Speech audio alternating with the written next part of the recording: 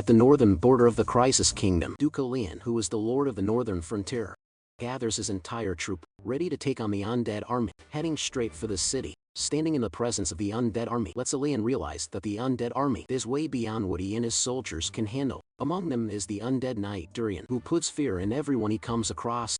Durian is said to be so powerful that even 10 high-ranking knights fighting to the death doesn't guarantee a win against him. The soldiers see this and start to freak out. They tell the Duke that they have no chance against the undead army, and it would be best if they retreat. The soldiers believe that it would be best if they prepare a siege rather than face the undead army straight on. The Duke understands their fear because he is also scared, but he lets his people know that the northern wall has fallen already. They are the last line of defense, and if the undead breaks through to the city gates, it is over for the country.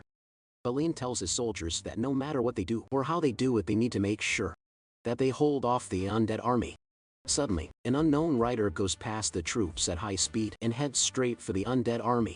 The soldiers are shocked to see this, as they wonder who it is that is charging into the undead army without caution. Suddenly it dawns on them that it is Uran Rox.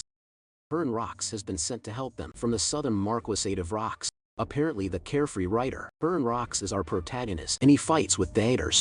They know of Uran's capabilities, but the soldiers doubt if he will be able to do anything against Durian. They conclude that Durian will never fall to daggers, but they have not finished making their conclusions when Uran hits the undead knight with his dagger. The dagger sticks to Durian's head, which he is holding in his hand. Surprisingly, the head is sent flying and Durian starts melting away. This leaves everyone stunned, and they refuse to believe what is unfolding right in front of their eyes. Uran doesn't stop there. He continues throwing daggers into the zombie soldiers, and one by one they melt away. In no time, Uran is standing all alone, while all that is in front of him is nothing but dust left from zombie bodies. The soldiers who are watching try to wake up from whatever dream they are in, but soon realize that it is real life. They wonder if Uran is a saint sent to save them by the heavens. Uran hears them call him a saint, and this makes him laugh, since they are far from the truth. After defeating the undead, Uran stands still to check his stats from the status screen. From the information on the status screen, he realizes that he has gained experience points. Apparently he used a poison called Firebone Mountain, and this is a poison that even melts undead marrow. Because Uran just used it, the poison gained a ton of experience. Uran doesn't mind taking everything as long as it is useful for him. 6 months before then, our protagonist had opened his eyes to find himself in a strange room. He's on a king-sized bed inside a luxurious room. He suddenly heard someone call him young master. He looks up to see a beautiful woman knight standing in front of him. He is still commending her beauty when he realizes that the clothes she is wearing look strange. The knight asks him if he is feeling okay, and before he can answer, she mentions that she is going to call for the priest. As she turns around to leave, Uran calls her back, telling her that he would like to ask her something. However, the knight just ignores him and walks out of the room. After she is gone, Uran gets out of bed and walks to the mirror. This is where he is hit with the greatest surprise. He screams in agony when he realizes that he is some chubby, ugly dude with a beatable face. Uran starts questioning everything that he knows, wondering where his handsome, middle-aged body has disappeared to. He cannot believe that he is transformed into an ugly, chubby brat. He starts to panic, wondering if he is in a dream or something. He is thinking of going back to sleep so he can wake to his original body when the priest enters the room. The priest is accompanied by the head of the house and the female knight. The head of the house looks absolutely terrifying as he stares down at Uran. The priest holds Uran's hand to check his pulse. While the priest is doing this, the head of the house calls Uran a total disgrace, wondering why he finally decided to wake up. Uran is crippled in fear as he wonders who the scary man is. The priest urges the head of the house to calm down since Uran just woke up and he can punish him later. The priest checks Uran's body and reveals his surprise that he is not badly injured. In fact, his mind is stable and all of his injuries are gone. The priest says this is a relief, but the head of the house argues with him, saying Uran is better off dead. Things escalate as the man screams at Uran, telling him that he beat his fiancée. Uran is genuinely confused about everything that is happening, and the old man continues with his nagging, saying Uran is 19 years old and he still hasn't grown up. The head of the house screams again, telling Uran that he is useless since his brother has been able to awaken his aura. Uran, on the other hand, is getting fatter by the day. At the mention of the word aura, something clicks in Uran's head. The man then tells Uran to apologize to her. When he recovers, Uran is confused by what the man means by her. This earns him another round of nagging, as the man reminds him that he is talking about his fiancée Iliad. The man lets Uran know that he is done for. If his fiancée doesn't forgive him, Uran is forced to ask again so he can know if he heard right. The man repeats Iliad's name and he tells him to stop disgracing the Rox family any longer. The man then ends his statement by calling him his name, Uran. At this point, Urine confirms his fear, realizing that he is Urine Rocks. Since he is Urine Rocks, he concludes that the man is Marcus Willington Rocks. The man hears this and he gets mad. He immediately turns around to smack Urine on the face, asking him why he has so much audacity to call his own father by his name. Urine falls to the ground, and before Willington can beat him any further, the priest and the female guard hold him back. Urine remains on the floor as he starts rethinking all of his life's decisions. He cannot believe what is happening to him. He passes out and expects to wake back up to reality. When he wakes up, he is shocked to see that he is still in the same room, and the female knight is there with him. He wonders why he is not waking up from the dream, and the female guard walks up to him, asking him some dumb question about whether he is awake. Urine decides to fully confirm if he is right. With his deduction, he calls the female guard Aaron. And just as he feared, the lady answers to the name. He then confirms from Aaron that the reason he was bedridden is that he went after Leah and got beaten up to the extent that he passed out. Aaron reveals that Urine attacked his fiancée in the room, but she turned the tables and beat the crap out of Urine before he finally passed out. Urine grabs his head in horror, as if he just remembered something crazy. Aaron is confused as to what is wrong with the dude, but Urine knows that he is so fucked. Urine finally calms down, and he comes to the bitter realization that he has somehow ended up inside the web novel that he wrote. However, the worst thing is that he didn't enter the web novel as the protagonist. He ended up coming into the story as the trash villain who picks a fight with the hero and ends up dying horribly. Urine starts freaking out again, leaving Aaron to ask him what is wrong with him. Urine screams, saying he has somehow found himself in a trash story that is not even a webtoon. The Urine Rocks that he has possessed is a piece of trash who has no talent, no skills, and he never trains. He's just a dumb villain who leeches off his family name as the heir, but then he loses his fiancée to the protagonist.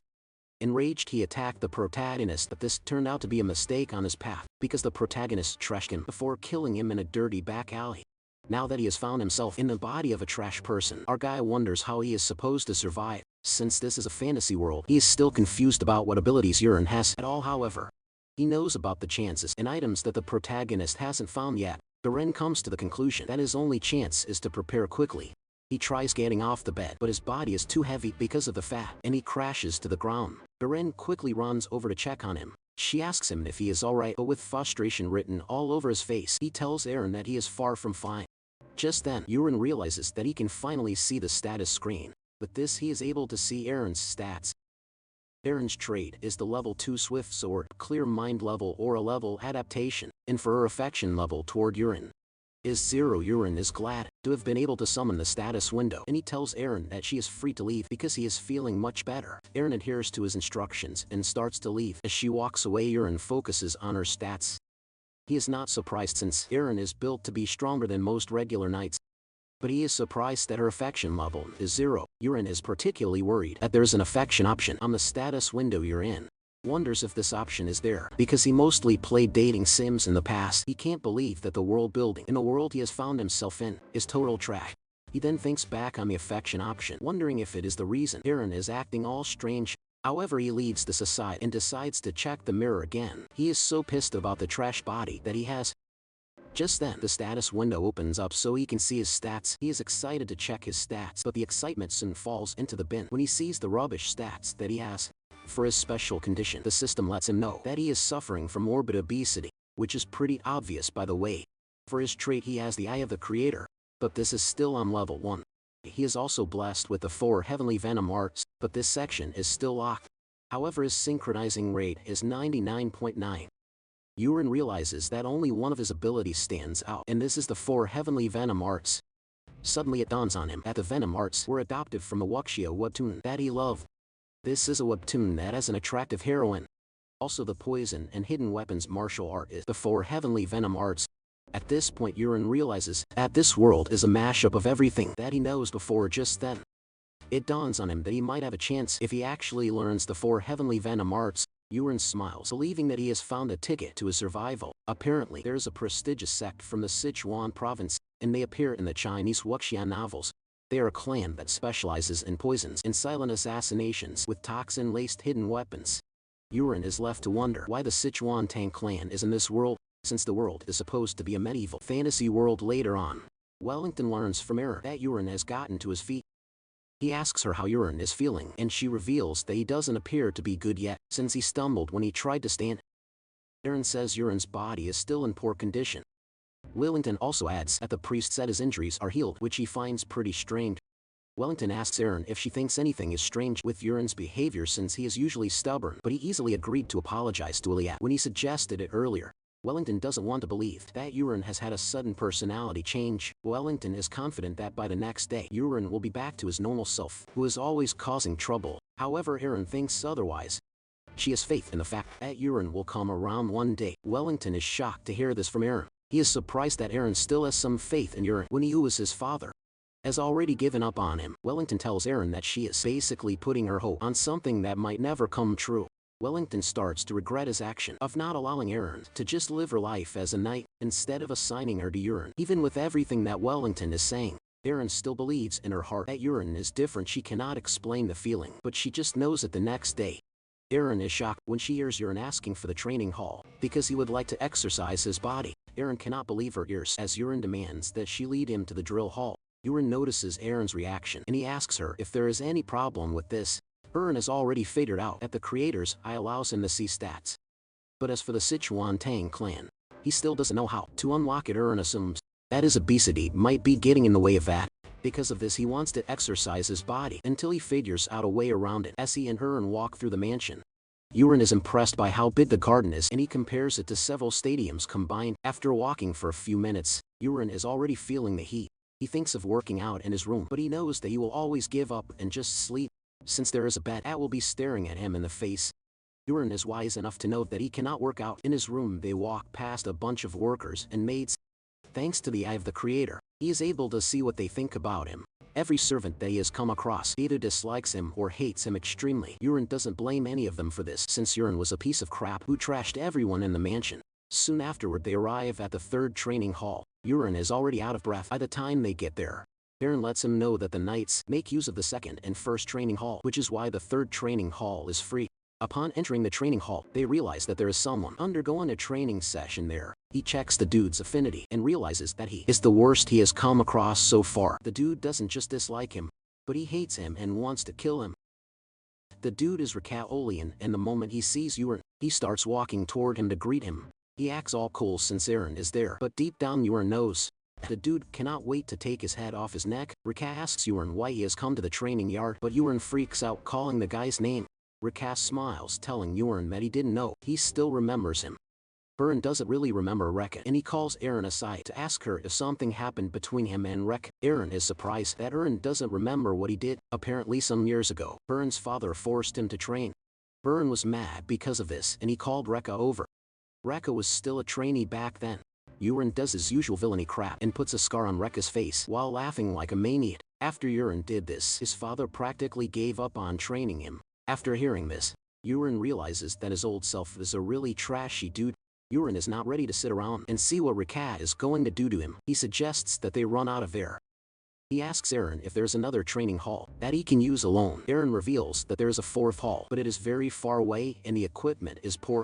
Aaron says it is mostly an empty field, but Uran declares that this is exactly what he wants. Since he wants to lose weight, he wants to do it the proper way. Realizing that she can't change his mind, she has no choice but to take him to the fourth training hall. They arrive at the training yard, and Uran is surprised when he finds throwing knives on the table. Uran remembers that the Sichuan Tang clan specializes in throwing knives and small weapons. He picks up one of the knives, hoping that he can do something good with it. Uran skillfully picks it up and uses all of his might to throw the knife. However, the knife doesn't reach the target before falling off. Uran is embarrassed by this, and he turns around to look at Aaron, telling her that he just threw the knife for fun and didn't mean anything serious with it. Uran realizes that the first thing he needs to work on is his stamina. He decides that running around the training yard should help with this. Aaron just stands there staring at him as he tries to make up for the embarrassing moment. He put himself in. Uran starts running around the yard, telling Aaron that she's free to train whichever way she wants. However, Uran almost passes out after a few laps on the training ground later on. His father learns that he has started training, and this shocks him. However, he doesn't think it is going to last that long. Surprisingly, Uran is still training after 3 weeks. Wellington cannot believe that his son has not skipped a day's training since he started. In just 3 weeks of constant training, Uran has lost a lot of weight and his appearance has changed so much. Wellington is now proud, and he finally starts to address Uran as his son. Wellington realizes that without the body fat, Uran is pretty handsome. Wellington wonders if his son has truly changed in his ways. Even Urin stands in front of the mirror in his room to admire himself. He realizes that he has lost a lot of weight, but even with this, the Sichuan Tang clan trait still refuses to unlock. He decides that he will give it a month, and if it doesn't unlock by then, he will proceed to steal everything meant for the protagonist. Momentarily, Aaron enters the room with Urin's food. The meal is basically called cheer and soup, but unlike its name, it is pretty useful. It is a nutritious stamina dish that is excellent for burning fat and building muscle. In the Rock's family, it is natural for them to eat it after every training session. Aaron cannot believe that he has to eat Sharon's soup again. Aaron asks him if he is tired of the soup already, and he says yes. He mentions that he has been eating the soup for 3 weeks straight without eating anything else. Aaron stares him right in the face, and with a stern and scary look, she asks him what it is that he truly wants. She wants to know if it is his desire to become a knight, or just to lose weight. Aaron declares that he would like to become a knight, and Aaron tells him that he has no choice but to eat the Sharon soup, because even the head of the house still eats it. After he is done training, Aaron tells Aaron to stop complaining and just eat the soup. Aaron has no choice but to agree to it. After Aaron's lecture, Aaron might not be comfortable with the soup, but he knows that it has helped him over the 3-week course. Aaron decides to just keep eating the soup until he finally gets tired. He takes a spoonful from the plate, and just as he chews it, he notices something strange. He figures out that the soup tastes very different from the other days. However, he continues eating until the status window suddenly opens, telling Aaron that he has ingested poison. Aaron is shocked to see this, but it turns out to be a blessing, because this satisfies the condition to unlock the Sichuan Tang clan. Aaron looks up and smiles since he knows that it is the start of his great journey. Wellington stands at his window as usual to admire his great son. Just then, someone knocks on the door, and the man orders them to come in. It turns out to be his second wife, Kiana, and she has brought tea for them. She noticed that her husband was staring at something and asked him what he was staring at, and he lied that he was looking at the beautiful garden. Kana then uses the opportunity to praise herself, saying she has been specially taking care of the garden. The Marquis plays along, telling Kana that her skills are impressive. Just then, Kana resorts to her female instincts as she walks up to the Marquis to hug him from behind. She hugs him, asking him when he plans to choose her son. Colin is his heir, just like he has previously mentioned. Kana suggests that the Marquis do this pretty quickly since he has already decided. The Marquis then shocks her, telling her that it might take more time than he actually thought. Kana gets more serious, reminding the Marquis that he promised to name Colin his heir within a month. Wellington admits that he said this, but tells Kana that she must have heard about the fact that Aaron has suddenly come to his senses. Since Aaron is the eldest son, Wellington believes that Aaron can turn out to be a good successor. Kana puts on a fake smile, telling her husband that she has also heard about Aaron's sudden change. She says she is happy that the boy has finally come to his senses. Wellington starts laughing, telling Kana that he doesn't believe that he was called back to his senses by a beating from his wife. Kana then returns to the topic of the success, asking him what he plans to do about it. Wellington says Aaron has only been training for 3 weeks and he would like to watch him a bit longer before making his decision. However, he promises Kana that he will immediately hand over the position of heir to Colin if Aaron goes back to his old ways. After hearing this, Kana turns around to leave, telling her husband that she will be waiting for him in the bedroom. She steps out of the room and almost bites the dust with how pissed she is, and she swears to show Aaron what she is capable of now. In the present, it finally dawns on Aaron that the condition to unlock the access to the Sichuan Tang is to ingest poison, and he has just done so. He then stares at the status window to know what has been placed inside the soup given to him. Apparently the soup has a special herb in it, and this causes paralysis. It is a medicinal herb, but it carries a bit of toxin in it. The herb is harmless to adults in small quantities, but consistent consumption of this leads to paralysis, and later kills the target. Aaron is staring at the status screen when Aaron enters the room, asking him if he is no longer interested in the food. Aaron apologizes and starts consuming the soup hurriedly. However, he is left with the question of who could have put the poison in the food. He is assured that he can't be killed with poison, but he knows that something has changed in the storyline. Just then, it dawns on him that Colin has not been named heir yet, which was something that happened around this time in the story. He wonders if the naming of an heir got delayed because he started training, and the person who put the poison in the food doesn't like him, and most likely from Colin's camp. After he's done eating, the system informs him that weak paralysis poison has been unlocked for him. Urian turns to Aaron, telling her that he has finished the meal, and it is so good that it brought him to tears. He tells her that he wants some time alone, and without argument, Aaron excuses herself from the room, urging Urian to take a rest. After Aaron is gone, Aaron stands in front of the mirror and demands that the Sichuan Tang clan appear to him. Just then, Aaron's stats appear right in front of him. He has gained some skills which include mild poisoning, but his overweight status still remains. In addition, his sync rate has dropped to 97. Yurin then focuses on more of the traits, and he realizes that there are a bunch of traits that are still locked. He still cannot access the most powerful techniques because they require other conditions to be met. Yurin is blown away by the number of poisons that are available to him, and the last level on the panel is level 30. To get to level 30, he needs to unlock the levels above it. However, he needs an inner technique to unlock the basic one. Burn realizes that the Tang clan actually uses internal energy to wield poison. He then checks the martial arts section where he realizes that he can choose one of 4 available techniques.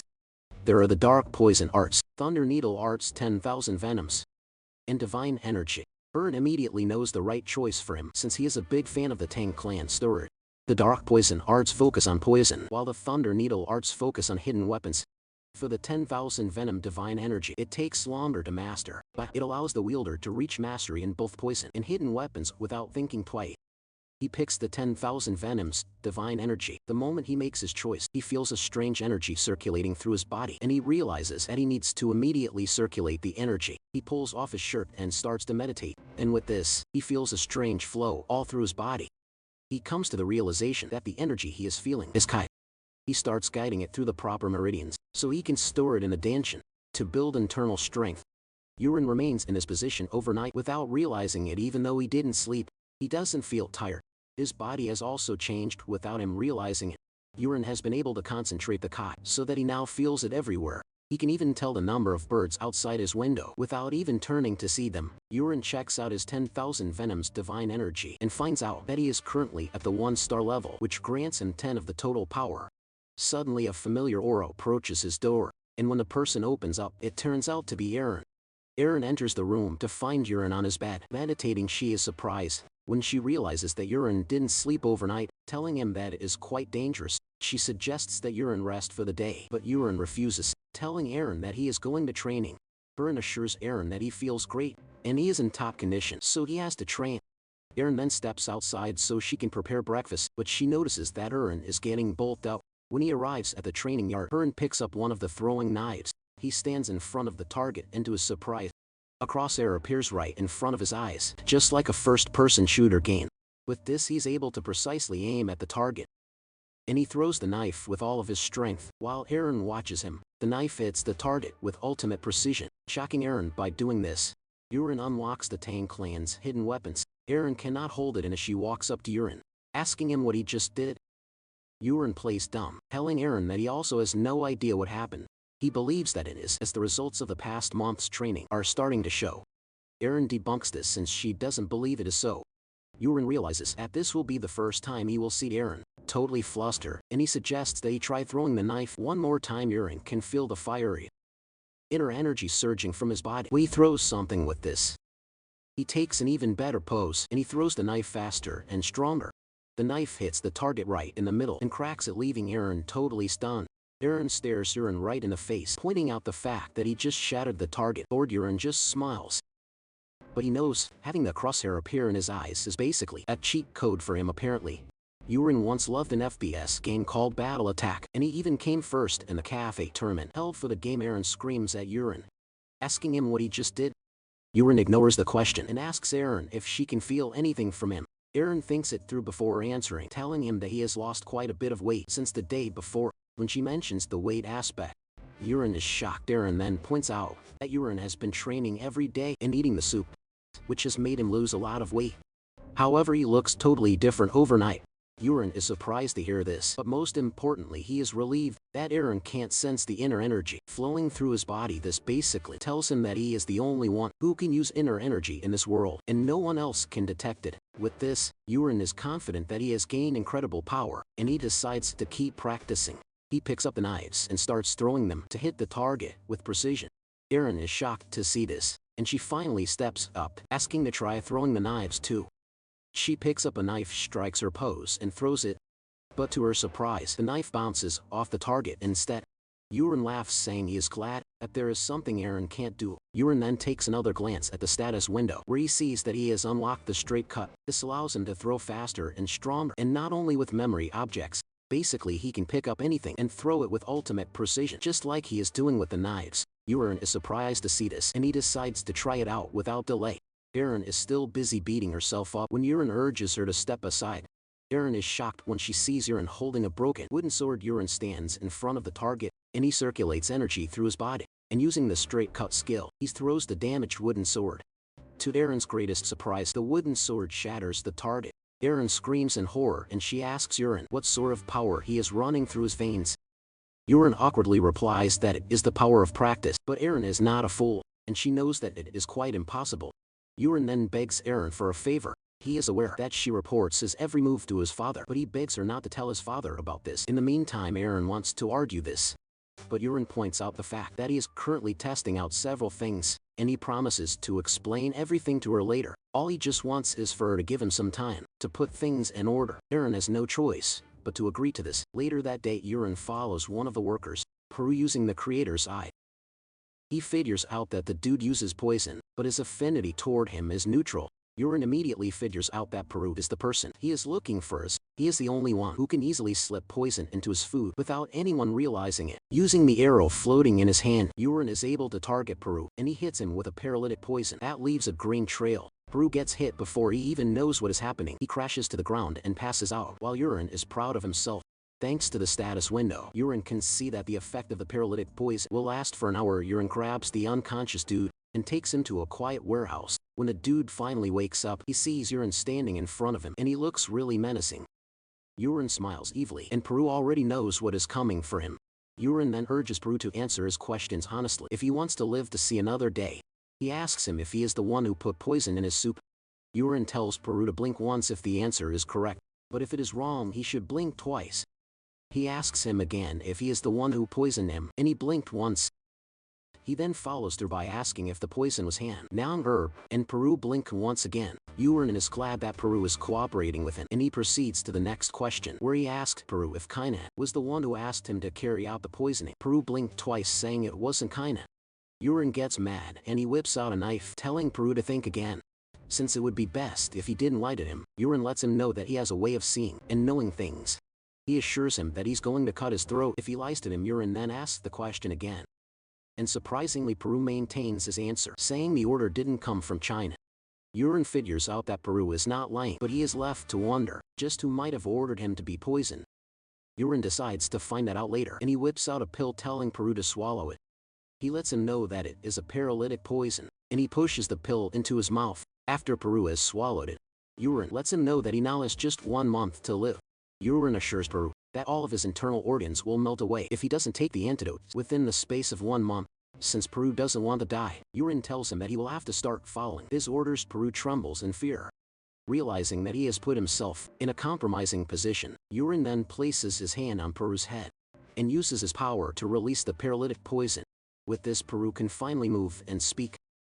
Urine then asks the question again, demanding to know who ordered Peru to poison him. Peru finally reveals the truth, saying it was Knight Captain Karox's living taint. Urine is shocked to hear this, and Peru reveals that Karox is planning to kill Urine by illness within the year.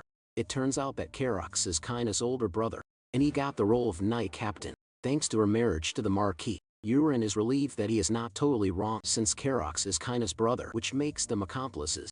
Urine then hands Peru a piece of paper, and written on the paper is a list of poisons. Since Peru is very knowledgeable in poisons, Urine believes that he can help procure them from the black market. Urine tells Peru to get the money he needs from Karox and gather every single poison on the list. Urine wants Peru to bring the poisons to him, and he orders him to start with the one he already has with him. Peru is shocked, and he asks Urine why he needs poisons. But Urine coldly replies, telling Peru that he never gave him permission to ask questions. Peru quickly apologizes, and Urine tells him that he is free to leave. Before leaving the room, Urine tells Peru that he wants a load of poison in his food. From that moment forward, Peru hears this, leaving him in total disbelief. When Urine gets to his room, he starts celebrating because he managed to trick Peru into believing that there is actually poison in his system. What Urine fed him was just dried leaves that he lumped together. Urine then realizes that it is imperative that he learns the Sichuan Tang clan martial arts. Apparently, something terrible will happen very soon, and he needs to be ready the following night. Peru visits Urine to show him the poisonous herbs he has with him. He places them on a table, and Urine takes a good look at them. The first one is the Hanyang herb. The second one is Yakrok. The leaf among them is called the wooden vein leaf. Peru is shocked that Urine knows all the poisons like they were nothing unknown to Peru. Urine can see their names via the status window. Urine asks Peru why he has the other poisons with him when he could have easily killed him with the honeying herb alone. Peru reveals that honeying herb takes a long time, and once resistance is developed, it actually lasts longer. However, mixing Yakroka after Hainan herb symptoms begin will increase the effects. Basically, poisons become more deadly when combined. Urine then asks Peru how he learned all about poisons, and he reveals that he was sold to the Livingtane family when he was 8, and he trained under a poison master there. Urine asks him if there are others like Peru and Livingtane. He replies that they were initially 20 kids, but they all died, leaving him as the sole survivor. Urine is not surprised by this because kids with low affinity for poison will die when they are exposed to toxins, but he notices that Peru hates the Livingtane family. He plans to use this to his advantage. After their discussion, Urine commends Peru for a job well done, and he lets him know that he is free to go for the day. After Peru's departure, Urine gets down to the consumption of the poisonous herbs. As he eats them, he gets the notifications from the status screen, but he soon reaches his limit, and the system urges him to engage in a breathing meditation. Urine does as the system suggests, and he manages to get the pain under control. While meditating the next morning, Aaron enters the room to find Urine in a state of meditation, but his body is now streamlined like a perfect bodybuilder. Aaron is shocked by what she is staring at, but on the other hand, Urine has managed to upgrade the 10,000 Venoms energy to stage 2. He acquires a bunch of martial arts techniques and poison techniques in the process too. Aaron is about to start talking about Urine's body when she perceives something rotten in the room. Urine doesn't know what to tell Aaron since he knows the reason behind the unpleasant smell. Apparently, when one's inner energy rises and their martial arts level up, the body releases a bulk load of waste at once. Since the room is stinking and the odor is obviously coming from him, Urine offers to open the window, but Aaron screams at him not to open the door. She tells Urine to head to the bathroom instead. After he's done bathing Urine and Aaron head out, Urine is pleased with himself as he has been able to acquire a new skill. The Soryang footwork kit is from the Tang family, and it is a perfect technique for fast movement, assassination, and evasion. Urine is glad that he is learning skills that only show up in wuxia novels. Urine is so glad that he is carried away while they walk on the road until Aaron snaps him back to reality. Aaron asks him why he is walking like a drunk. All of a sudden, she wants to know if his body is not feeling well, but Urine quickly assures Aaron that he is fine. With this, the two continue moving, but Urine can't stop practicing his new move as he walks on the road like a drunk. Aaron then asks him if he is truly going to the first training hall to undergo training for the day. Aaron reminds Urine that there are a bunch of knights in the training hall. Urine assures Aaron that she has nothing to worry about. Urine claims that he is only going there to see how the other knights go about their daily training sessions. Moments later, they arrive at the training hall, and just as expected, there are knights practicing their sword skills while screaming like maniacs. They are shocked when Urine and Aaron enter the training ground. Initially, they don't recognize the handsome dude who is behind Aaron since he has changed a whole lot. It finally dawns on them that the person they are looking at is Aaron, the Lord's son. They can't believe how much weight Aaron has lost during training the knights. Believe that Urine used some kind of sorcery to reduce his weight while they are whispering. Urine can clearly hear all of them thanks to his inner energy. Aaron then points to a huge dude in front of them. She lets Urine know that he is a training knight, but because of his good form, he will soon become a junior knight. Urine takes a closer look and soon realizes that the dude is Kryet. He is part of the main character in the novel, and he later becomes an ally to the protagonist. Urine didn't know about Kryet's life before he met the hero. Urine is pleased with the fact that Kryet is in the mansion because it might turn out to be a good thing for him. Later on, however, he is focusing on something else for the day. All the knights in the training hall hate his guts, and most of them just want to kill Urine. Urine stares at them, wondering if they are going to be his test subjects. Urine picks up a sword and decides to start with a poison named Prolonged Poison. It is still at level 1. And once ingested, it spreads to all the organs in moments. He activates the poison and remotely hits one of the knights with it. The knight crashes to the ground with his friends, asking him if he is okay. They ask him if he needs to use the toilet, but he says no while rolling on the floor in pain. The knights realize how terrible the situation is. They immediately suggest that they call for a priest. Suddenly the knight gets back on his feet, saying that the pain is gone. The others are shocked by this, and they wonder if the dude was just messing with them. The dude tries to let them know that he was not faking it, and he was truly in pain, but none of them believe him. Urine has seen how this works, and he decides to try out the soul-killing smoke. This is a smoke that creates illusions, causing fear and confusion within a set range. The knights are still scolding their counterparts for faking his pain when Urine hits them with the soul-killing smoke. Immediately, everyone in the range of the effect starts to freak out. Apparently a scary monster is standing in front of them, ready to devour them. They fall to the ground, pissing their pants while Urine laughs in the distance. Aaron, on the other hand, is confused as to what is happening. The situation becomes even worse for the affected knights as several monsters appear before them, tormenting them when Aaron has had his fill of pleasure. He takes off the illusion since he doesn't want to wait for the knights to start attacking each other. An argument ensues between them. As they claim they all look like monsters, Aaron decides that he is done with the day's experiment, but he is pleased with the way things went. Aaron then tells Aaron that it is time for them to go back. Aaron is shocked since they have not done anything meaningful since they arrive. Aaron claims that the training hall is noisy and he suggests that they go to the 4th training hall instead. Moments later, one of the maids showed up to inform the two that a guest had just arrived at the mansion. Aaron wonders who the guest is and he soon learns that his fiancée, Ilya Marcus, has come to see him. While waiting for Aaron, Ilya already has plans to cancel their engagement together. When Aaron enters the room where she is waiting, Ilya's face turns red, and everything she has planned to do before seeing Aaron starts flying out of her head, and they are replaced with questions. Before entering the room to see Ilya, Aaron had analyzed the situation. He knows that Ilya is good with her fists, and it was around this time in the story that Ilya demanded that they go their separate ways. However, the novel Aaron kept refusing to let go. However, this time around, Ilya is shocked when she sees Aaron. She starts asking him who he is. Aaron is surprised by the question, and he lets Ilya know that it is none other than him. Ilya still doesn't want to believe as she starts freaking out, while Aaron just calms her down, telling her that it's been a while. Ilya admits that she actually heard that Aaron lost weight, but she assumed that it was a false rumor.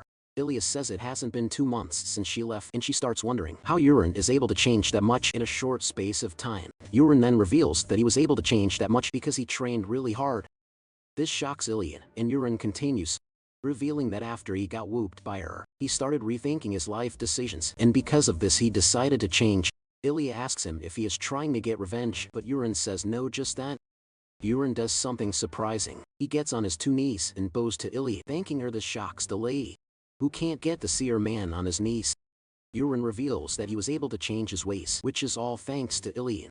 Aaron lets Ilya know that he is truly sorry for what happened between them, but assures her that he will understand if she wants to break off the engagement. Ilya is dumbfounded when she sees this, leaving her to start questioning Aaron's identity. Aaron shocks Ilya again by admitting that he was a piece of trash.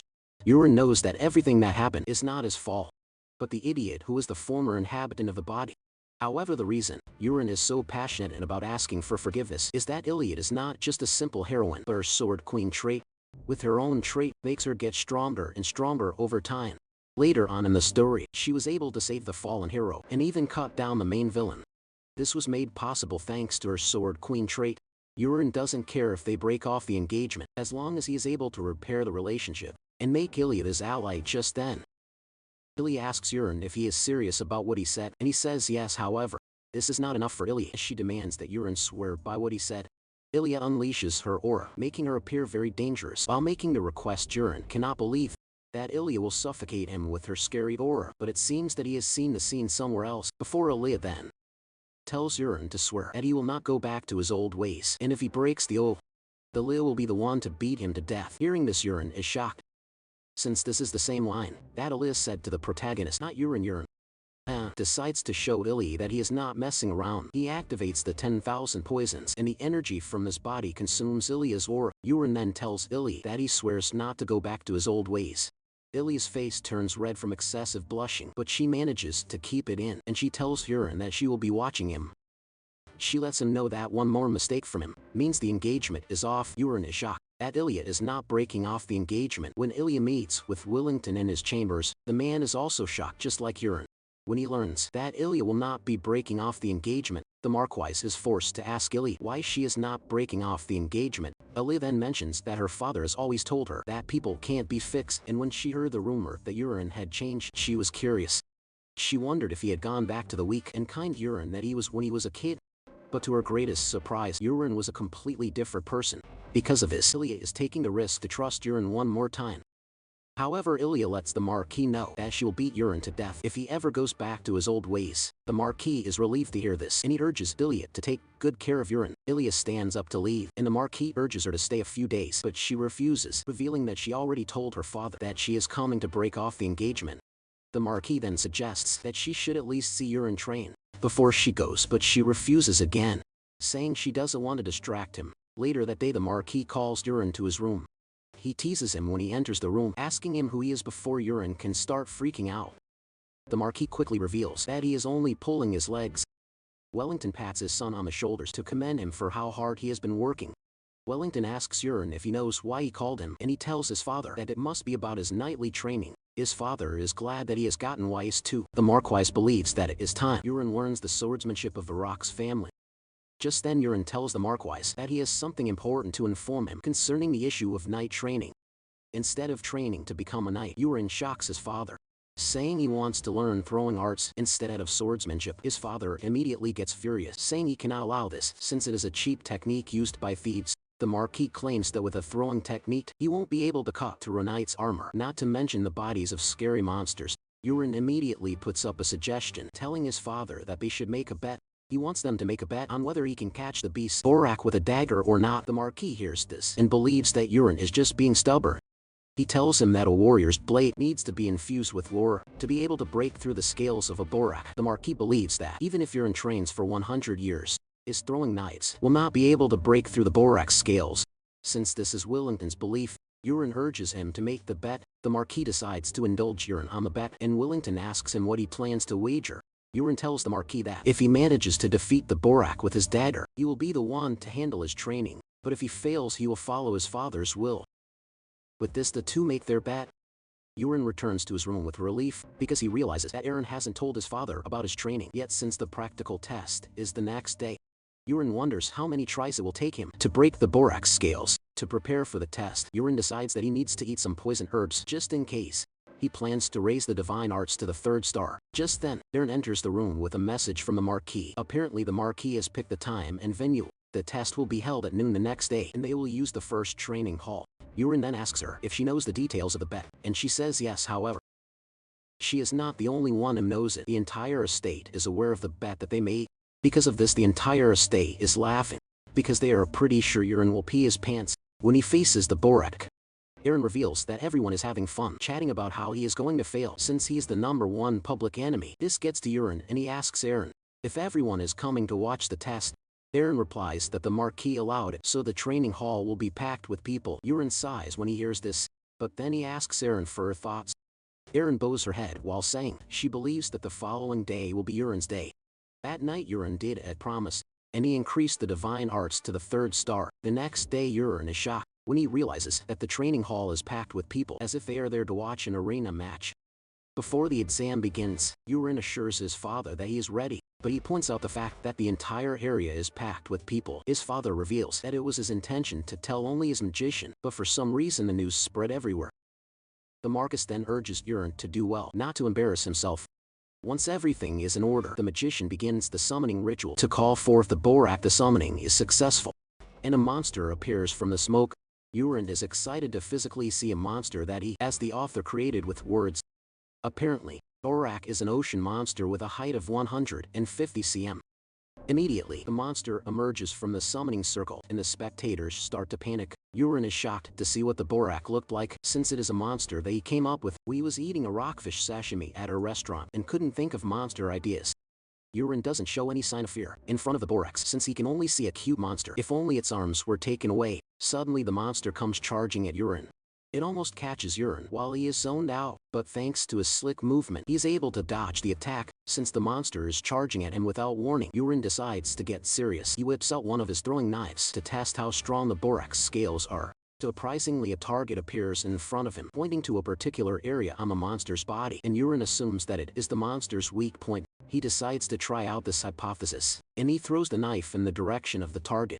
The knife penetrates the target, causing the monster to scream in pain before crashing to the ground dead. Urine is disappointed that the Borak died with just one hit. The Marquis and the spectators are left in awe when they see this happen. The entire hall roars in celebration of Urine defeating the Borak. The magician steps into the training hall to officially announce that Urine has defeated the Borak. The Marquis leaves his seat and rushes over to Urine to ask him how he managed to take down the Borak in just a hit. Urine awkwardly replies that he only aimed well, and he managed to hit the mark. The Marquis doesn't want to accept the result since the Borak died from a single dagger strike. He argues that it doesn't make sense, and Urine quickly cuts in, asking if the Marquis is trying to go back on his word. Just then the magician tells the Marquis that Urine targeted the Borak's arm, where there are no scales. Upon hearing this, the Marquis screams at Urine, telling him that he was able to defeat the monster out of sheer luck. Yurin doesn't want to argue with his father as he tells him that he won the bet, even if it was a lucky throw or not. Yurin turns to walk away, but his father tells him to do the test one more time. Yurin doesn't want to agree until the Marquis increases the stakes. He tells Yurin that he will grant him one wish if he manages to win the second round. Yurin is excited to hear that he gets to have a wish. However, the Marquis switches things up, saying his opponent will not be the Borak, but a knight. Yurin's father asks him if he is okay with the new rules, and he says yes. Yurin doesn't really care who his opponent is, because this might actually be his chance, since he might be going up against Kars. However, he decides to let things be, since he still needs Kars to supply Peru with money to get the poison that he needs. The Marquis then suggests that they start with a trainee knight. Yurin asks his father if he can choose his opponent, and he gives him the go-ahead to do so. Without hesitation, Yurin chooses Kryde as his opponent. Moments later, Kryde comes rushing to the arena. From where he is, he bows to the Marquis, who tells him that he has a task for him. Kryde assures the Marquis that he will follow whatever instructions he lays out. Just then Wellington points to his son, and he tells Kryde to teach the brat a proper lesson. Kryde is shocked when he hears this, and the Marquis notices this. He immediately asked him if he can't do it, but Kryde tells the Marquis that he is up to the task. Suddenly Yurin says something outrageous. He tells Kryde that he is going to throw only 3 daggers at him, and if he manages to block all 3, he wins the match. The Marquis is shocked to hear this, and he tells Kryde to put his arrogant son in his place. Meanwhile, Kryde's friends in the arena are teasing him, telling him that if he loses, there will be no dinner for him. One even tells him that he will have to do 100 laps around the training ground if he loses before the match starts. Yurin hears a girl's voice among the spectators telling him that he can do it. This is enough motivation for Yurin as he whips out his dagger, ready to take on Kryde. Just as they are about to start the match, several target areas appear on Kryde's body, stunning Yurin. Yurin is worried that he might kill Kryde the same way he killed the Borak, but he can't afford to do this. Yurin then decides to try something else. He uses so much force to throw the dagger, and it hits Kryde's blade, leaving a loud sound like that of a cannon, shocking everyone in the arena. The dagger falls off, and the Marquis picks it up, wondering how an ordinary dagger is able to produce that much force. Kryde's sword has suffered a dent, and the force from the throw leaves him shaken. Yurin suddenly tells Kryde that he is now warmed up, but he lets him know that the first throw is a warning. Yurin lets him know that the next throw is going to pack a punch. Burn believes that Kryde will not die from what he is about to do, since he is a supporting lead character. Burn then throws his dagger once again, and as it spins toward Kryde, he tries blocking it with his sword. But this leaves a loud bang and a cloud of smoke. This shocks everyone, including the Marquis. When the smoke clears, Kryde is completely shaken and his sword has shattered. Kryde's sword falls from his hand, and the Marquis walks up to his son. He demands they go somewhere private to talk, but Yurin reminds his father that the match is not over yet, since he still has 1 dagger left. Wellington's eyes light up in fear, and he tells Yurin not to take things too far. Yurin then suggests that they hear from Kryde himself. Yurin walks up to Kryde, telling him to raise his head, and he asks him if he would like it to end the way it is. Yurin reminds Kryde that he is a knight in training, and he is not supposed to accept such a trash outcome, since bringing things to a definite end is the way of the knight. Burn then asks Kryde again if he is ready to give up. Kryde stutters before demanding that they give him a new sword. Kryde's aura swirls around him, while revealing his determination not to back down. Everyone, including the Marquis, is blown away that Kryde is still a knight to be, but he has already awakened his aura. Apparently this is what Urim wants from the start. Kryde has a trait, the Berserker, which only manifests at a breaking point. Since Kryde has improved his defense by awakening his aura and entering Berserker mode, Yurin believes that it is time he tries out a higher level technique. Kryde urges Yurin to throw his dagger, but the Marquis, surprised that Kryde could manifest an aura that is so much that it can be compared to the talent of a high-ranking knight, he wonders what his son would do in this situation. Yurin aims his dagger and throws it. However, this time around, the dagger spins as it approaches Kryde. Kryde is shocked as he is left in disarray, wondering why the dagger is slow unlike the others. Kryde gets mad, believing that Yurin is messing with him. This time around, he decides to raise his sword to try and block the dagger, but before he can hit the dagger, it spins past his sword. Kryde cannot recover from this, and he ends up getting hit in the shoulder. However, the dagger manages to slow down before it reaches Kryde's shoulder bone. Even with this, Kryde still feels immense pain as he falls to his knees, screaming in pain. Everyone is shocked to see this, leaving them to wonder what just happened, since the dagger was very slow, and Kryde is screaming in pain. His fellow knights tell him to stop faking it. They assume that he is acting that way because he doesn't want to disgrace Yurin. Unknown to them, Yurin infused the last throw with more internal energy, which is why the pain is extreme. Just then the Marquis calls Yurin, telling him that they need to talk, but he lets him know that he has won the bet already. Hurin walks up to Kryde, and he places his hand on the side of the injury. Eren starts absorbing the internal energy lodged in his shoulder, and with this, the pain disappears, shocking Krayt. Krayt stands on his feet and he bows to Eren, thanking him. Krayt also apologizes for assuming that Eren was looking down on him because of the dagger's speed. Krayt admits that the dagger throw is an impressive art, and he believes that Eren couldn't have learned it in such a short space of time, making him believe that Eren has been hiding his true strength all along. Krayt then starts whispering, asking Eren if he was hiding his power, because some secret faction is targeting the Marquez's house. When Eren hears this, he realizes why Krayt is always by himself. Krayt is the type of dude who actually likes conspiracy theories. Krayt then bows to Eren, assuring him that he will be there to help when he wants to fight against the secret organization. Because of their short interaction with each other, Krayt's favorability for Eren jumps to 26. Eren is happy to hear this, and he assures Krayt that he will be seeing him around. As Eren walks away, Krayt screams, telling Eren that he is going to spread the news that he is a good guy. Eren, on the other hand, is glad that he is getting close to Krayt because he will one day destroy the Night Order by himself. Eren walks up to meet Eren and she commends him for a job well done. She then mentions that she has not seen Eren use the last technique he used before. Eren quickly tells Eren that it is a new technique, and he asks her what she thinks about it. Eren admits that she also would have been defeated if she were facing the technique for the very first time. However, she is confident that she can now block it. Eren knows that this is not a bluff on Eren's part. Apparently Eren has a trait called Clear Mirror that allows her to quickly adapt to situations and scenarios. Eren then asks Eren if she is fine with the life she is currently living, because if she is not serving as his attendant, she can easily become a high-ranking knight. Eren is surprised and she demands to know why Eren is suddenly asking such a question. Later on, Eren meets the Marquis in his office. Wellington screams at his son to call him father whenever they are alone, because being so formal makes them feel distant. Eren awkwardly agrees, and he addresses the man as father.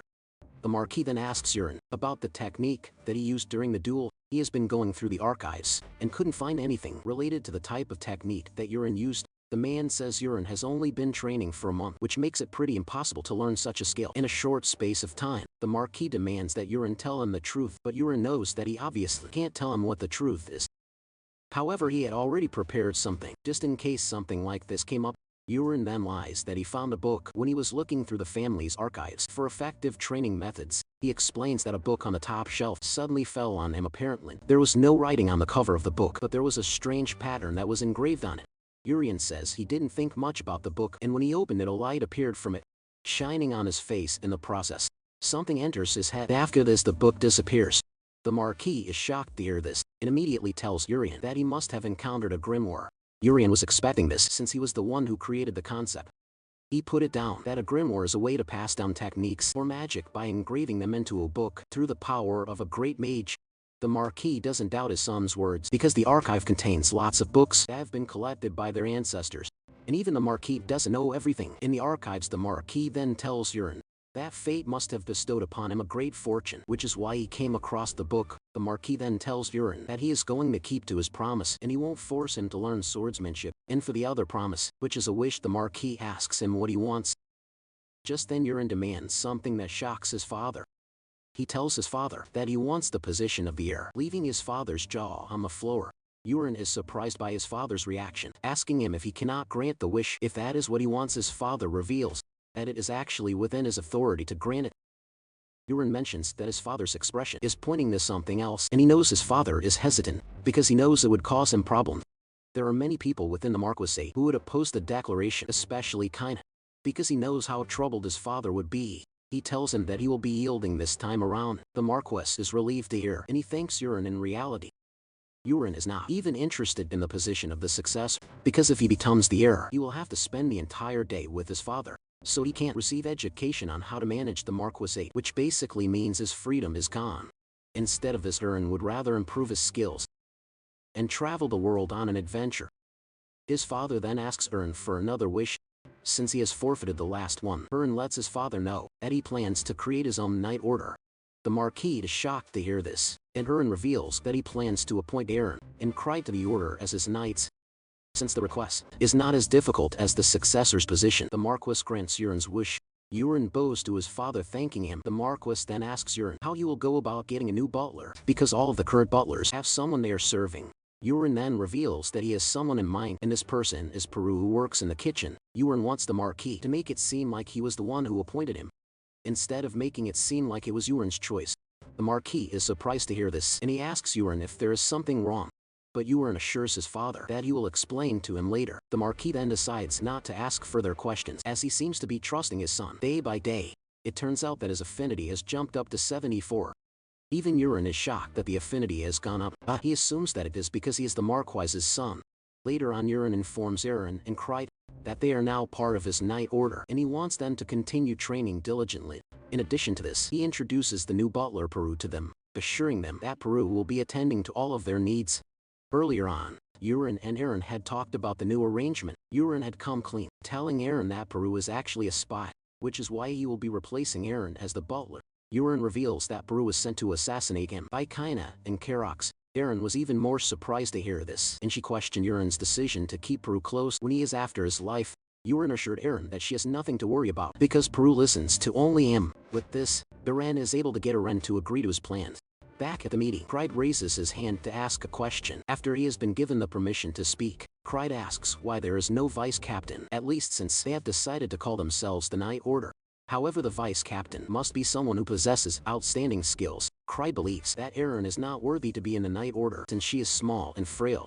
Before he can continue talking, Yuren cuts in, agreeing with him that the vice captain needs to be strong. To settle this, Yuren tells them that they will engage in a duel.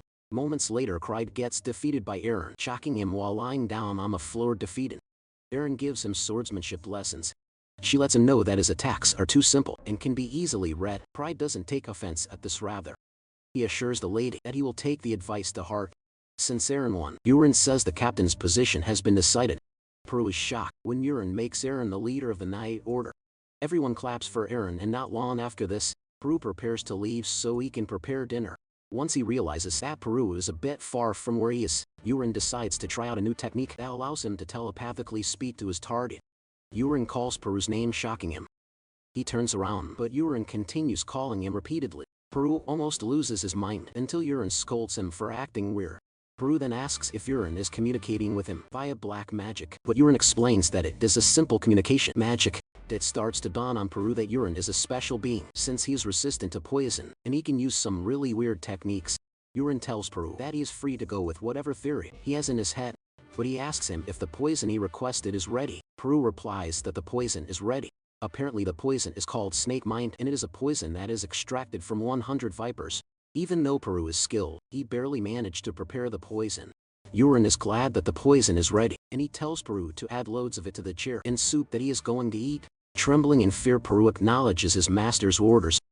Later that night, Yuren realizes that since he reached the 3rd star, his progress has been somewhat slow since his internal energy has not been rising as quickly as he thought it would.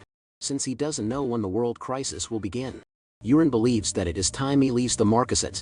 Shortly afterward, Yuren meets his father, telling him that he wants to leave for a while. His father asks him for the duration of time he will be gone, and since he doesn't want to create suspicion, he tells his father that he will be gone for a week. The Marquis has no problem with this, since Yuren has been diligently training, but he asks him how he plans to handle the escort. Yuren shocks his father, telling him that he doesn't need an escort.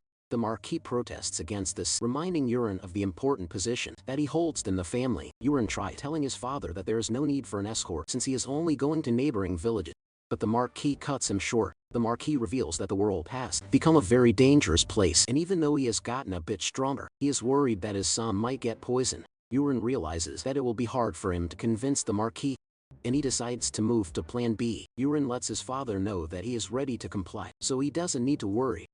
The Marquis is happy to hear this, and he asks his son when he will be leaving. Yuren replies that he will be leaving in 2 days. With this in mind, the Marquis says he will prepare an escort before then, but Yuren has no intention of waiting around for some escort, since he is planning to sneak out the next day. Yuren calls Peru to his chambers and reveals that he is going on a trip, but he doesn't have money, so he needs Peru to lend him some. Peru is hesitant, but when he feels the dark and scary aura coming from Yuren's body, he quickly obliges Yuren, then asks him if he still has his subspace pouch with him. Yuren had earlier seen the pouch with him. Apparently the subspace pouch is a common setting in fantasy novels, and it is a mysterious pouch that can take about a ton of cargo. Peru has no choice but to give his subspace pouch to Yuren too.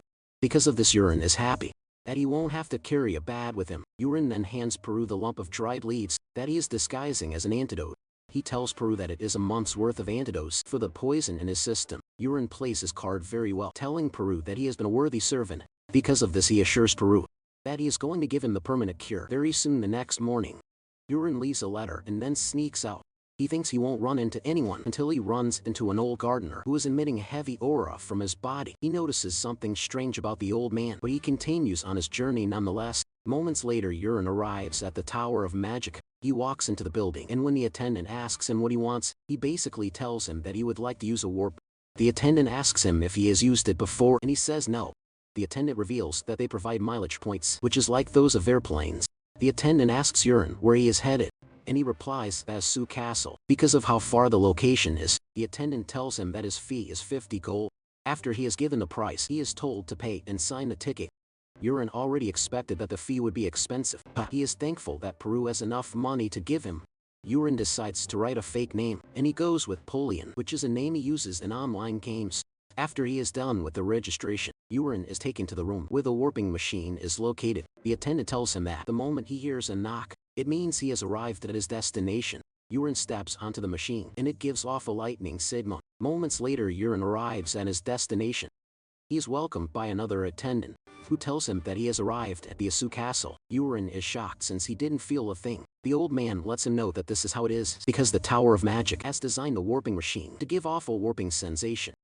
Urin is surprised by the name they gave to the phenomenon. He realizes that he might have given it the name instead of the intended ride comfort. With this, the attendant wishes him well, and once Urin steps out of the Tower of Magic, Urin is now in the Asura Castle, which is in the western region. Unlike his homeland, the area looks completely different from the ones in his homeland, and there are lots of people in the region too. However, Urin is not concerned with that, as his major concern is the blacksmith alley. He asks one of the people he comes across, and they describe it for him. Urin starts checking out the alleys, but couldn't find what he was looking for. It is already getting late, but he decides to check the last alley. He soon finds a blacksmith shop, and he walks in. He asks the attendant if he knows of the person who goes by the name Unicorn Forge. The dude then tells Urin that there is no one with the name in the area, leaving Urin to start questioning himself. He believes that he misread it, but while he was thinking about this, the dude tells him that he is actually planning to name his shop that. When Urin hears this, he uses the creator's eye on the dude. He finds out that his name is Geronimo, and he is a pretty good blacksmith. Urin grins like a kid when he sees this, as he realizes that he has finally found the right place. Urin then demands to see the weapons that he has made, and Geronimo obliges as they look through his creations. Urin asks Geronimo how his business has been faring. Geronimo claims his skills are not the best, which is why he is stuck in the back alley. In fact, whenever customers enter, they just take a look and leave because of poor sales. Geronimo reveals that he doesn't know how much longer he can hold out. Urin then notices some swords hanging on the wall. One of the swords is a wind spirit sword, which has been imbued with the blessing of the wind spirit Sylph. The sword increases attack speed, movement speed, and agility. The other sword is flame spirit great sword. It is a sword that has been imbued with the blessing of a lower fire spirit salamander.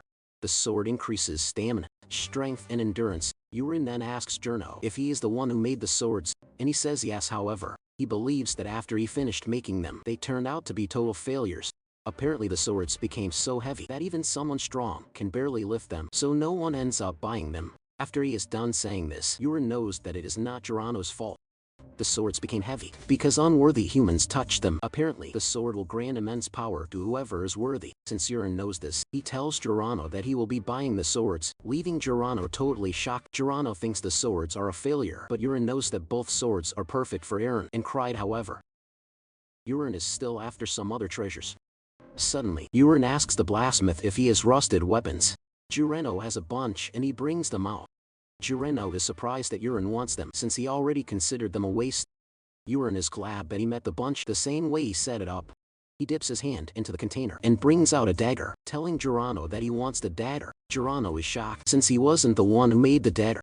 He only found it in the storage room and he has no idea how it got there in the first place. Geronimo is shocked when Urin says he is going to be picking the dagger alongside the swords. Geronimo concludes that Urin is only after defective stuff. Geronimo tells Urin to give him just 2 gold coins, and he will give him the dagger for free. Urin is glad that he got a sweet deal, but he is the only one who knows how valuable the weapon is. Just then, he realizes that it is not only about the weapons, but about the blacksmith himself. Urin then offers him the chance to close down his shop and work for him instead. Since he already said business is going so well for him, Geronimo is shocked by the offer and he reveals that it is coming too suddenly, which is why he doesn't know what to say. Geronimo admits that he has thought about closing down, but he never thought he would get an offer like this. After he says this, Urin decides to introduce himself to the blacksmith. Urin introduces himself as the Invincible Spear, who is the protector of the South. After he is done with the title, he reveals his real name. Geronimo is stunned. When he realizes that he is standing in the presence of the Marquise's son, he immediately falls to his knees, apologizing to Urin while saying he never expected someone as noble as him to enter his trash shop. Urin urges the dude to stand up, but he refuses and he demands that Urin say everything he wants to say, while his head remains on the ground. Realizing that he can't convince him, Urin decides to speak. After hearing everything Urin has to say, Geronimo asks him why he would consider helping someone like him, and he replies that he is pretty talented. Geronimo is surprised to hear Urin say he has talent because he doesn't see himself in the categories of talented blacksmiths, since he gets scolded by his master every day. Urin mentions that he has been going around checking other forges, but Geronimo's shop stands out. Geronimo asks him how his shop stood out from the rest, and Urin lets him know that sincerity is the key. Urin explains that he has seen the way he made his weapons and the extreme detailing about them. Because of this, Urin lets him know that he will one day wake up as a special talent. This is something that Urin made up on the spot, but he hopes that Geronimo fall for it. Fortunately for him, he did. And Geronimo reveals that he will follow him. Geronimo then mentions that Urin is different from the rumors he has heard about him. Urin then decides that it is time he shows the blacksmith something interesting. Geronimo watches as Urin pinches his finger with the dagger and orders it to awaken. It turns out that the dagger is the relic of myriad forms. Agnes Jerome's jaw hits the floor when the dagger starts to levitate with a white aura surrounding it. The blacksmith starts wondering what is happening. Apparently the weapon is a legendary ego sword, and it was the protagonist who was supposed to get it. The system asks Urin if he wants to form a contract with Agnes, and he says yes. Just then, the weapon transforms into a water molecule, and from inside the voice of a girl comes out, demanding to know who is trying to form a contract with her.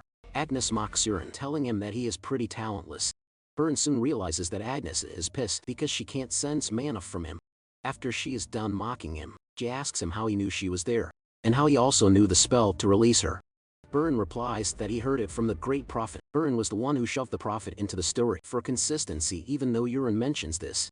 Agnes believes that he is lying. She wants to know why the great prophet would waste their time on a talentless person like Urin. Agnes then asks Urin if he knows what she can do, and he says yes. This is an easy question, since he is the one who wrote the settings. Urin explains that Agnes can split her body into the main body and the sub-body as two separate weapons. Each of these bodies can then transform into any weapon based on the wielder's imagination. During the main story, the hero fought using a sword and shield, and even though the sub-body was lost, it always finds its way back to the main body. After saying everything, Agnes suggests that Urin give up on trying to wield her since she can only be wielded through mana. Just then Urin points a finger at Agnes, telling her that she is noisy. Suddenly, Agnes turns into a ring and wraps around Urin's finger. It turns out that Urin was able to commandeer Agnes because his martial arts substitute for his lack of mana. Urin then asks Geronimo how much time he needs to pack up, and he says 2 days. Urin then tells him to meet him in front of the Assault Castle in 2 days at noon. Later on, Urin is walking through the streets when he suddenly runs into his fiancée. They are both shocked, and Ilya asks Urin why he is in the region. Urin almost enters the ground when he sees Ilya, as she is the last person he expects to find in the region. Urin realizes that the scene is somewhat familiar to how Ilya met the protagonist. In the original story, it dawns on Urin that the main storyline has received a bit of a tweak. While he is still trying to figure out what is going on, Ilya asks him once again what he has come to do in the area. Urin chuckles nervously before revealing that he came to find a blacksmith. Ilya mentions that their family has loads of blacksmiths, and Urin agrees to this but says he wanted to hire his own man. Ilya says she would have helped him if he had told her earlier, but Urin assures her that there is no need for that since he has found the right person for the job. Speaking of the devil, Urin appears on the scene. Urin then introduces Geronimo to his fiancée. Momentarily, the squad leader of Ilya's escorts, Musk, asks her who she is talking to, and when she says Urin, Musk is blown away. He appears to be flustered by Urin's presence, and he starts introducing himself down to the minute details. Urin returns the gesture, but even if he doesn't say anything, Urin knows who he is. He is the one who wrote the story. So there is no character hidden from him. Urin knows that he is a background character who can't stand the poor apparently. It was supposed to take on another dimension. In a novel, a hooded figure was supposed to block Musk's path in the night as they move. Musk talked trash to the person, but at that moment the hero stepped forward. A fight breaks out, but Ilya manages to arrive on the scene just in time to stop the fight, and after this the two become Romeo and Juliet. Not long after this, the hero accompanied Iliad in battle and saved her from a life and death situation. Since he can't find the hero at the moment to get in to help, Yurin realizes that he has no choice. He has to save Iliad and prevent her from dying. Yurin then asks Iliad where they are headed, and she reveals that there are reports of raids by orcs near Asura castle apparently. The orcs are growing in numbers, and Iliad and her squad have been given the order to wipe out the orcs. Just then Yurin asks Iliad for a favor, and this is him escorting her. Iliad is shocked to hear this, and she demands to know why Yurin wants to come. Yurin simply replies that he wants combat experience since he is still in training.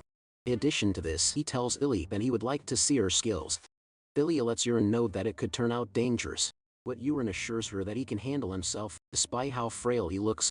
Iliad thinks over it for a minute, and once she is done, she orders Musk to provide Yurin and the blacksmith horses. Musk protests against this, telling Iliad that they are not going on a picnic.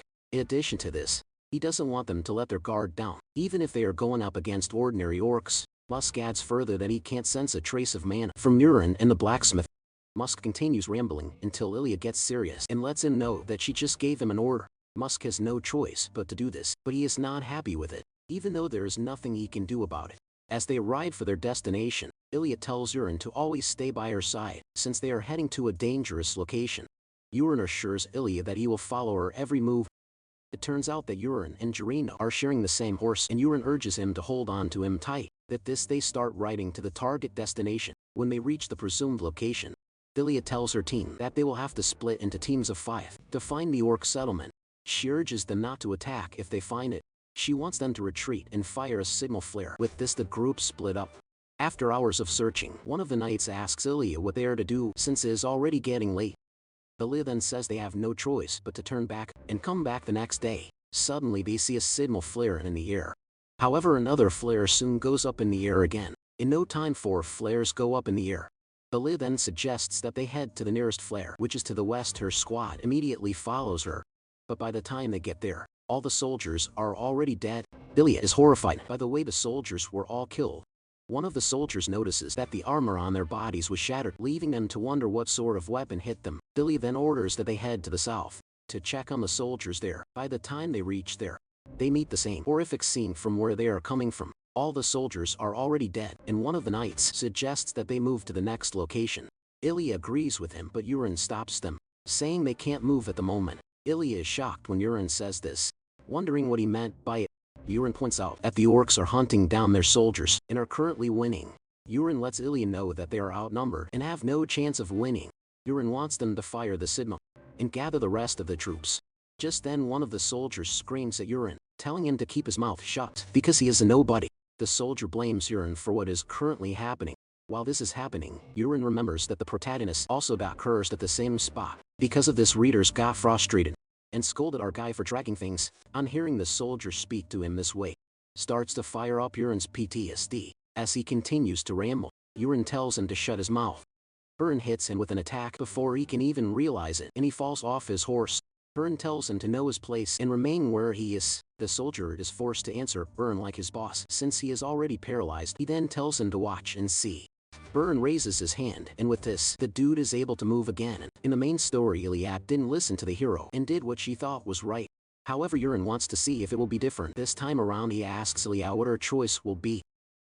Surprisingly, Iliad agrees with Yurin, and she orders her men to fire the blue signal flare immediately. She wants the troops to be gathered where they are.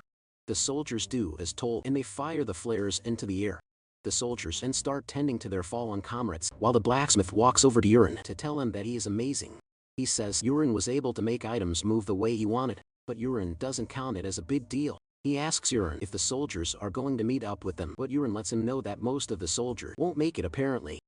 Yurin knows what he is doing, and he is actually waiting for the real fight to come to him. Suddenly, a soldier comes toward their position, telling Iliad that they need to run. The soldier looks absolutely terrified, as if he had seen a ghost coming. Behind the soldiers is a bunch of scary and powerful orcs. Just the sheer numbers of the orcs send chills down the soldiers' spines. Iliad turns to Yurin and apologizes to him because he's about to die and it is all her fault.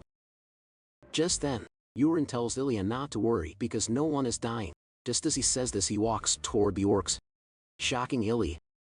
Iliad is confused as she watches Uran approach the orcs. Before summoning Agnes, he tells her that it is time they try what they have been practicing for the past 2 days. Uran tells Agnes to generate iron bullets, and Agnes follows his orders. Apparently this is a technique that Uran acquired after reaching 3-star of the 10,000 poisons body, but he has never had the chance to use it. The skill is called Black Iron. It releases concealed weapons filled with inner strength by detonating black iron bullets.